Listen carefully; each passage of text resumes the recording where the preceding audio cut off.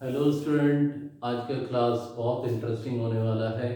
और आज के क्लास में हम लोग देखने वाले हैं स्पेक्ट्रोस्कोपी। और ये स्पेक्ट्रोस्कोपी से हम लोग किसी भी सैंपल का एनालिसिस करते हैं बहुत ही शॉर्ट पीरियड ऑफ टाइम में। अब यहाँ पर थोड़ा सा इसमें डेफिनेशन ऐड कर लेते हैं कि व्हाट इज स्पेक्ट्रोस्कोपी।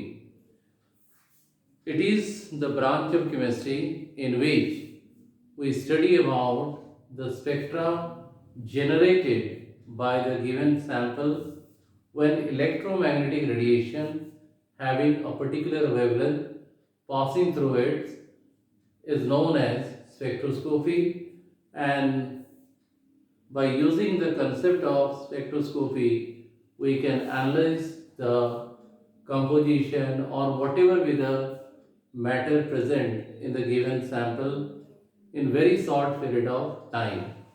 Now, यहाँ पर हम लोग स्पेक्ट्रोस्कोपी में करते क्या हैं कि कोई भी सैंपल अगर दिया हुआ है जो एनालिटिकल मिक्सचर है या कोई सिंपल मॉलिक्यूल भी अगर हम कंसिडर करते हैं तो उसमें इलेक्ट्रोमैग्नेटिक रेडिएशन को पास आउट करने के बाद उसके कारण जो स्पेक्ट्रा बनता है उस स्पेक्ट्रा को एनालिसिस करके हम लोग दिए हुए सैंपल के बारे में एक डिटेल इंफॉर्मेशन कलेक्ट करते हैं in a very short period of time.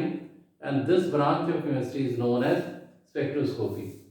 अब इसमें होता क्या है कि मान लो ये एक सैंपल है और ये सैंपल कुछ भी हो सकता है। शॉर्ट में अभी ध्यान में रखने के लिए केवल समझ लो कि ये एक सैंपल है और इस सैंपल का एनालिसिस करना है इसमें क्या क्या चीज़ प्रेजेंट है, किस प्रकार के एटम्स हैं या मॉलिक्यूल्स हैं, मॉलिक्यूल्स के बीच में बॉन्डिंग किस तरह का है, ये सारा चीज़ हम स्पेक्ट्रोस्कोपी के जरिए फाइंड आउट कर सकते हैं। और यहाँ पर क्या करना है, एक इलेक्ट्रोमैग्नेटिक रेडिएशन को पास करना है और इलेक्ट्रोमैग्नेटिक रेडिएशन को जनरेट करने के लिए एक सोर्स चाहिए। तो ये क्या हो गया, सोर्स। अब बहुत एसेंशियल पॉइंट हम लोग डिस्कस कर रहे हैं कि इस सोर्स से जैसे इलेक्ट्रोमैग्नेटिक रेडिएशन दिए हुए सैंपल में डाला गया तो यहाँ पर कुछ पर्टिकुलर टाइप के फिनोमेनन हो सकते हैं या कुछ चेंजेस देखने को मिल सकते हैं। या तो होल ऑफ लाइट एब्जॉर्ब हो गया या कुछ लाइट जो है, लाइट इलेक्ट्रोमैग्नेटिक रेडिएशन ही है, ये रिफ्लेक्ट हो गया और कुछ जो है इमिशन हुआ और कुछ रेडिएशन ऐसे होंगे जिनमें स्कैटरिंग शो होता है। और स्कैटरिंग का सिंपल मीनिंग है कि इंसिडेंट रेडिएशन का जो वेवलेंथ है और स्ट्राइक करने के बाद जो रिफ्लेक्टेड रेडिएशन है उसका वेवलेंथ सेम नहीं होगा। तो किसी किसी केस में हो भी सकता है, लेकिन जब नहीं होगा तो उसको हम क्या बोलेंगे, स्कैटरिंग। और जो ये डिफरेंस इन वेवलेंथ है इसको हम कहते हैं रमन शिफ्ट।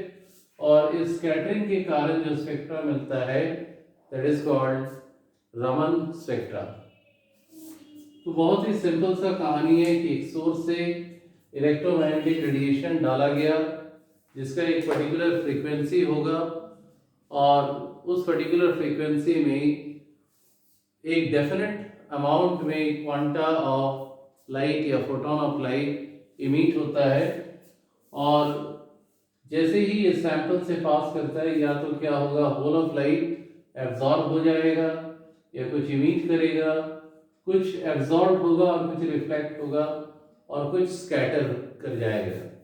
तो जब कुछ पार्ट लाइट रेडिएशन का एब्जॉर्ब होता है और कुछ पार्ट रिफ्लेक्ट होता है। Only in that condition spectra का फॉर्मेशन होता है। और यहाँ पर हम दिखा रहे हैं कि इस तरीके से एक फोटोग्राफिक प्लेट पर स्पेक्ट्रा जनरेट कर गया और इसको इस तरीके से शो करते हैं। ये जो लाइंस है इनको बंडल्स ऑफ लाइंस कर सकते हो, इनके बीच में बहुत सारे फाइनर लाइंस हैं। तो ये जो स्पेक्ट्रा मिला इसको हम जब एनालिसिस करेंगे बारीक तरीके से, तो इस सैंपल में प्रेजेंट जो भी चीज हम जानना चाहते हैं वो हम यहाँ से कलेक्ट कर सकते हैं। और ये जो ओवरऑल प्रोसेस होता है, इस ओवरऑल प्रोसेस को ही हम लोग क्या बोलते हैं, स्पेक्ट्रोस्कोपी। तो उम्मीद करते हैं कि यहाँ तक बहुत अच्छे तरीके से सबको समझ में आ गया होगा कि what is the meaning of spectroscopy.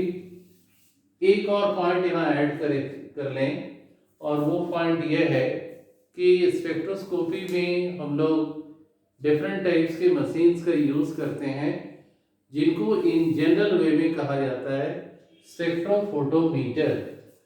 और स्पेक्ट्रोफोटोमीटर का यूज़ करने पर हमें दिए हुए स्पेक्ट्रा को एनालिसिस करने में हेल्प मिलता है, और वो बहुत क्विकली हमें डेटा प्रोड्यूस कर देता है in the form of digital mode. अब हम लोग इसमें बात करेंगे कि कितने तरह के स्पेक्ट्रा जनरेट होते हैं। और हम लोग यहाँ भी बात कर रहे हैं मॉलिक्यूलर स्पेक्ट्रोस्कोपी के बारे में, जो कि काफ़ी कॉम्प्लेक्स होता है। सो कोशिश कर रहे हैं कि इसको आसान तरीके से बताया जाए। तो हमने जैसे बताया कि जब इलेक्ट्रोमैग्नेटिक रेडिएशन दिए हुए सैंपल से पास करता है तो कुछ पार्ट एब्जॉर्ब होगा और कुछ पार्ट रिफ्लेक्ट होगा। ओनली इन दैट कंडीशन एक स्पेक्ट्रा जनरेट होगा। और चूंकि एब्जॉर्प्शन हुआ है तो इन सभी को हम कहेंगे एब्जॉर्प्शन स्पेक्ट्रा। Absorption spectra. और ये एब्जॉर्प्शन स्पेक्ट्रा जो है ये डिफरेंट कैटेगरी में तोड़ा गया है। यहाँ पर pure rotational spectra, pure rotational spectra, vibrational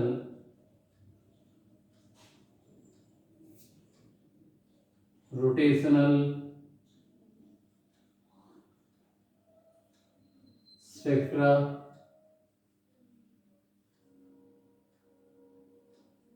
इसके बाद इलेक्ट्रॉनिक स्पेक्ट्रा,